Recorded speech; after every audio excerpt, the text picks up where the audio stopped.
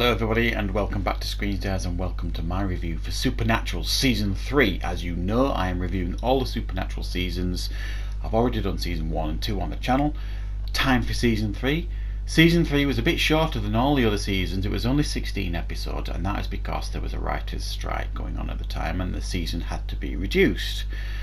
It didn't really affect the season. It was still quite a good season, and we shall get into each episode one at a time right now. So the first episode of Season 3 was called The Magnificent Seven.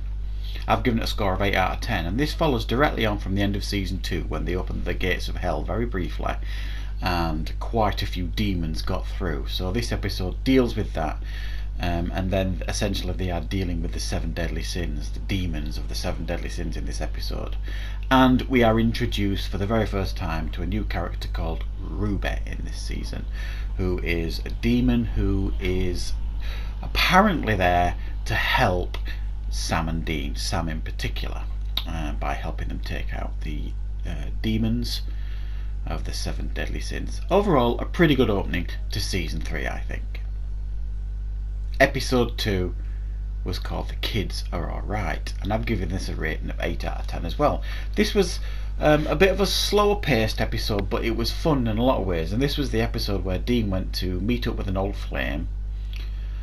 Essentially he has now got a year to live, as he gave up his soul in the last episode, so he wants to meet up with his old flame, maybe have a nice saucy weekend. However, she's all settled down and she's got a son who's 8 years old, and Dean thinks this could be his son because they broke up 8 years ago. So there's some comedy to this episode, but there is also a threat that takes place as well, where the neighbourhood kids are all being taken over by some creature. So a pretty interesting episode. One of the strong episodes of Season 3, and this one was called Bad Day at Black Rock. I've given it a 9 out of 10, and this was one of these episodes that was really quite fun and comedic for the most part, and it's the one where they find the lucky hare's foot, or the unlucky hare's foot, and when Sam has it, he has all the luck in the world, and then he loses it. He has all the bad luck, and this essentially you have all this bad luck until eventually you die from this bad luck. And this was the episode with the infamous "I've lost my shoe" scene that he does with Dean. It's really fun, and it has that famous scene as well where Dean throws these things in the room at the bad guys and just throws them randomly, knocks him out, and then claims he's Batman. A very fun scene, and we're also introduced to Bella for the first time in that episode. Episode 4 was called Sin City. A pretty average episode, not too bad, certainly watchable. I gave it 7.5 out of 10, and this is where Sam and Dean head off to meet a hunter who's not a particularly skilled hunter, who ends up getting killed by this demon.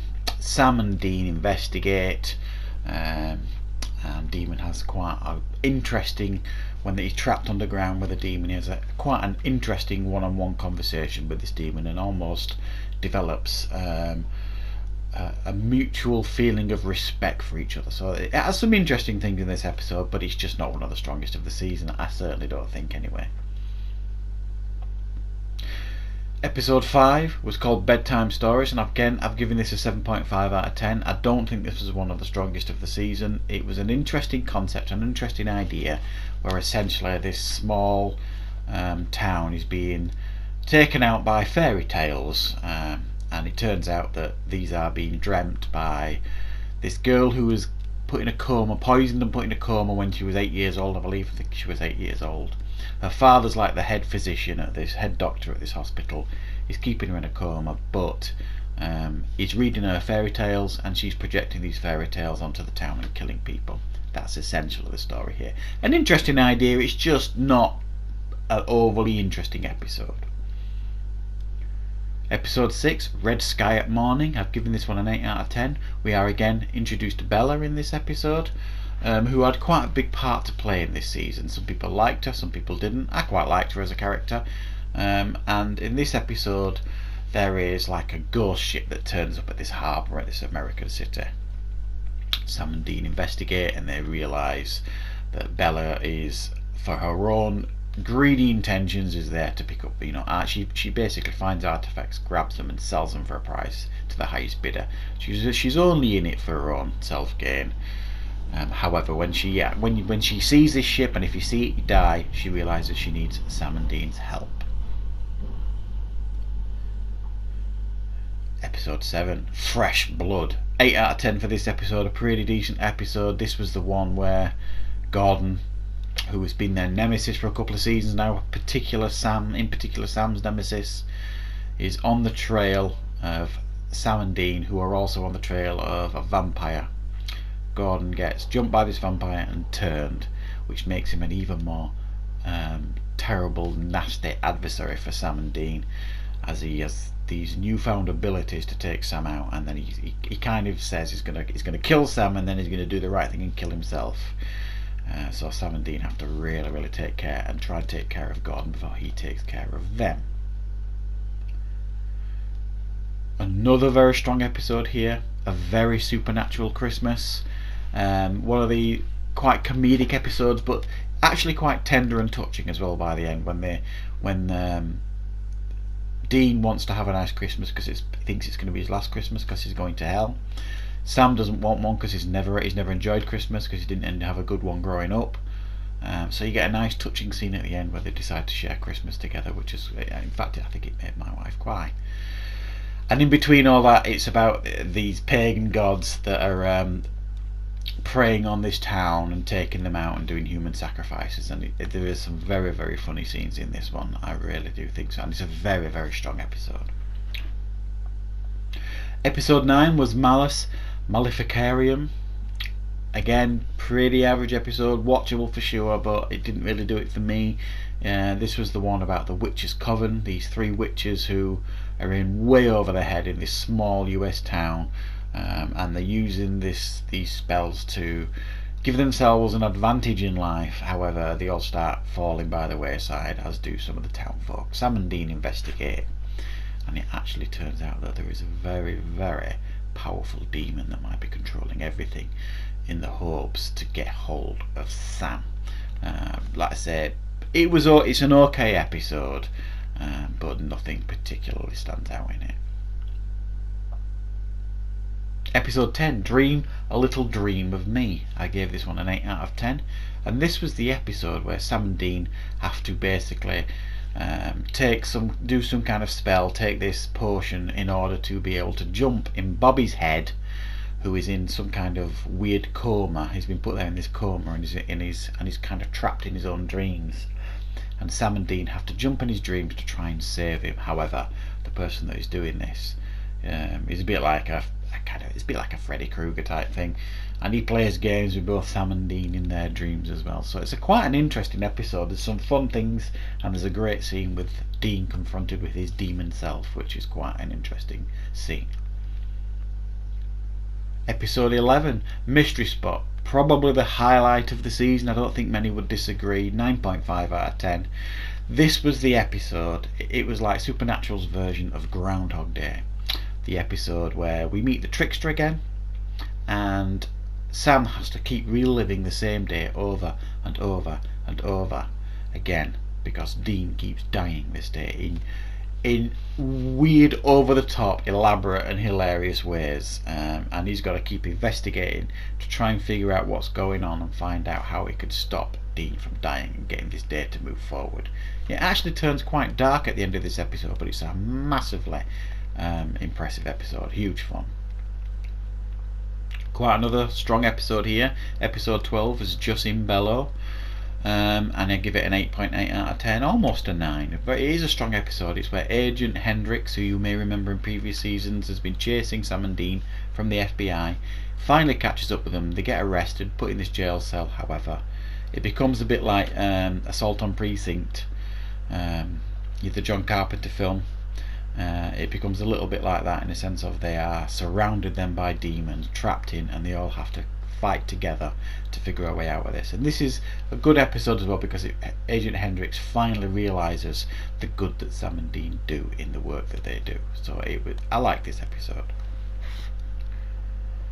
Episode 13, Ghostfacers. In my opinion, and actually when my wife watched it, in her opinion as well, because she kind of turned off watching this episode, she wasn't interested as much, I gave it a 7 out of 10.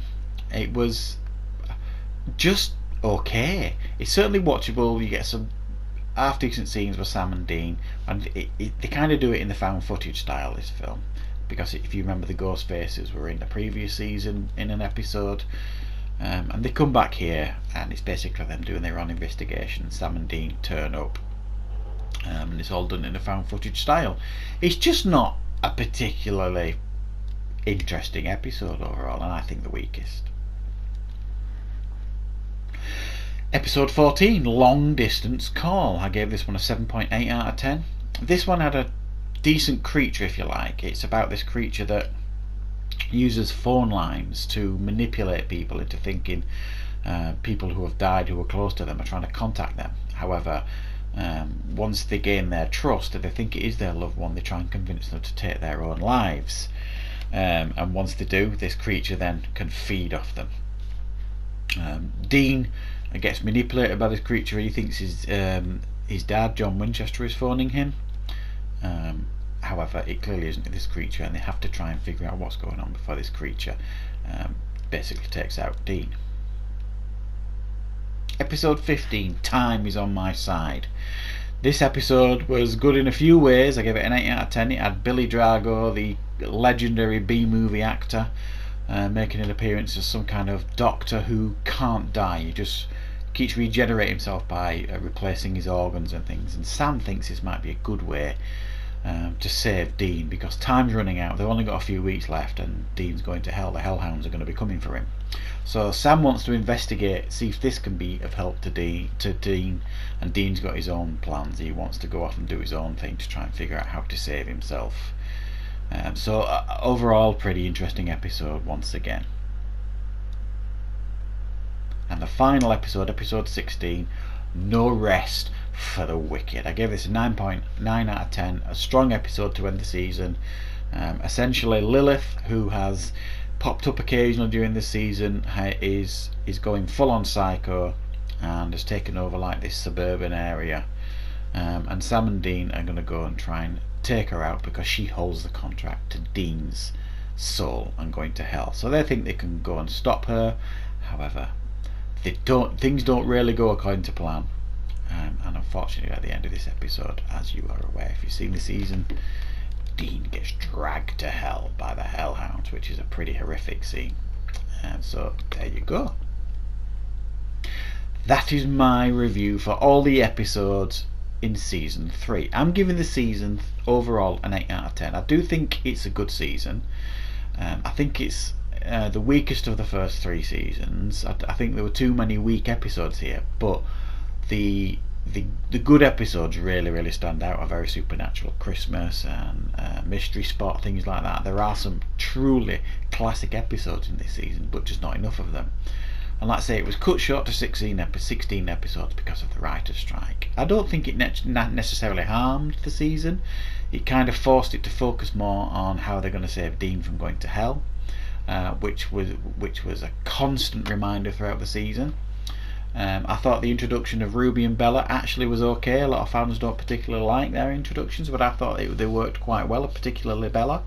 So overall, I enjoyed this season, and I hope you are enjoying these season reviews. So thank you very much for watching.